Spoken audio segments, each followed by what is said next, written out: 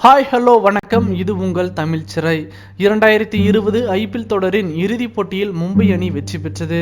அந்த போட்டியின் முடிவில் தொடரில் சிறப்பாக செயல்பட்டவர்களுக்கான விருதுகள் அறிவிக்கப்பட்டது. அதிக ரன்கள், அதிக விக்கெட்டுகள், அதிக மதிப்புமிக்க வீரர்களுக்கு விருதுகள் அறிவிக்கப்பட்டது. அதன் முழு பட்டியல் இதோ. 2020 ஐபிஎல் தொடரின் இறுதிப் போட்டியில் ஆட்டநாயகன் விருதை ட்ரெண்ட் போல்ட் வென்றார். அவர் இறுதிப் போட்டியில் 3 முக்கிய விக்கெட்டுகளை வீழ்த்தியிருந்தார். ரோஹித் சர்மா அரை சதம் அடித்த போதும் ஆட்டநாயகன் விருது போல்ட்டுக்கு வழங்கப்பட்டது. வளர்ந்து வரும் இளம் வீரருக்கான விருதை ராயல் சேலஞ்சர்ஸ் பெங்களூரு அணியின் இளம் துவக்க வீரர் தேவ்தத் படிக்கல் வென்றார். அவர் இந்த தொடரில் 5 அரை சதம் அடித்து 473 ரன்கள் குவித்திருந்தார். அவரது ஸ்ட்ரைக் ரேட் 124 ஆகும். இந்த சீசனில் கேம் சேஞ்சர் விருதை KL ராகுல் வென்றார்.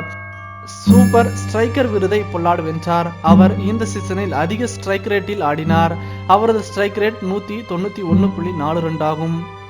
அதிக சிக்ஸ் அடித்த இஷான் கிஷான் இந்த சீசனில் அதிக சிக்ஸ் அடித்த வீரருக்கான விருதை வென்றார்.